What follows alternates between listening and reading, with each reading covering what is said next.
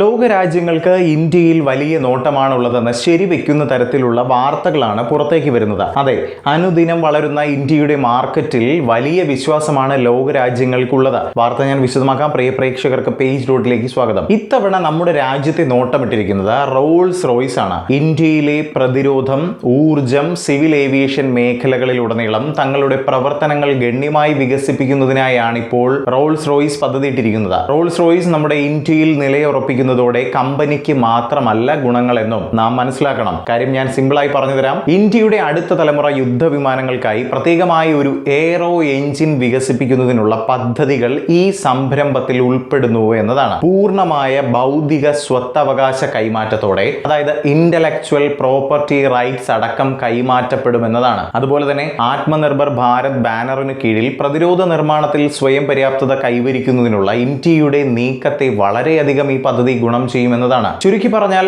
Rolls Royce നമ്മുടെ ഇന്ത്യയിൽ വേരുറപ്പിക്കുന്നതിലൂടെ നമുക്കും വലിയ ഗുണമാണുള്ളത്. അതുപോലെ തന്നെ നമ്മുടെ രാജ്യത്തുള്ളവർക്ക്, അതായത് സാധാരണക്കാർക്ക് വലിയ ഗുണമാണ് ഈ ഒരു കമ്പനി നമ്മുടെ നാട്ടിൽ വേരുറപ്പിക്കുന്നതിലൂടെ ലഭിക്കുന്നത്. എങ്ങനെയെന്നാൽ റോൾസ് റോയ്സ് അവരുടെ തൊഴിൽ ശക്തി ഇരട്ടിയിലധികം വർദ്ധിപ്പിക്കുന്നതിനുള്ള നീക്കത്തിലാണ് ഇപ്പോൾ ഉള്ളത്. ഏകദേശം 10,000-ഓളം വരുന്ന ജോലി സാധ്യതകളാണ് നമ്മുടെ ഭാരതീയർക്കായി അവിടെ തുറക്കപ്പെടുന്നത് എന്നും മനസ്സിലാക്കുന്നു. നമ്മുടെ ഇന്ത്യൻ മാർക്കറ്റ് എന്നത് റോൾസ് റോയ്സിന്റെ വെറും ഒരു ഹബ്ബായി അല്ല കമ്പനി കണക്കാക്കുന്നത്. മറിച്ച് കമ്പനിയുടെ പ്രവർത്തനത്തിൽ 10 ഇരട്ടി വർധനവും, അതുപോലെ തന്നെ നമ്മുടെ രാജ്യത്തെ കമ്പനിയുടെ പ്രവർത്തനങ്ങൾക്കായുള്ള ഒരു ആഗോള ഹൈടെക് നിർമ്മാണ കേന്ദ്രമായി സ്ഥാപിക്കുക എന്ന ലക്ഷ്യവുമായാണ് റോൾസ് റോയ്സ് ഇപ്പോൾ ഇന്ത്യയിലേക്ക് വന്നിരിക്കുന്നത്. പ്രവർത്തനങ്ങൾ വർദ്ധിപ്പിക്കുന്നതിനും അതിനുവേണ്ടി ഇന്ത്യയിലെ യുവാക്കളുമായി പങ്കാളിത്തം സ്ഥാപിക്കുന്നതിനുമുള്ള റോൾസ് റോയ്സിന്റെ ആവേശത്തെ നമ്മുടെ പ്രധാനമന്ത്രി നരേന്ദ്രമോദി പ്രശംസിച്ചിരുന്നു. നല്ല രീതിയിലുള്ള സർക്കാർ പിന്തുണയാണ് ഈ ഒരു പദ്ധതിക്കായി നിലവിലുള്ളത്. കാരണം രാജ്യ വളർച്ചയ്ക്ക് ഉതകുന്ന തരത്തിലുള്ള വലിയൊരു നീക്കവുമായാണ് റോൾസ് റോയ്സ് ഇപ്പോൾ ഇന്ത്യയെ സമീപിച്ചിരിക്കുന്നത് എന്നത് കൊണ്ട് തന്നെയാണത്. ശരിക്കും പറഞ്ഞാൽ ഇന്ത്യയെ റോൾസ് റോയ്സ് കാണുന്നത്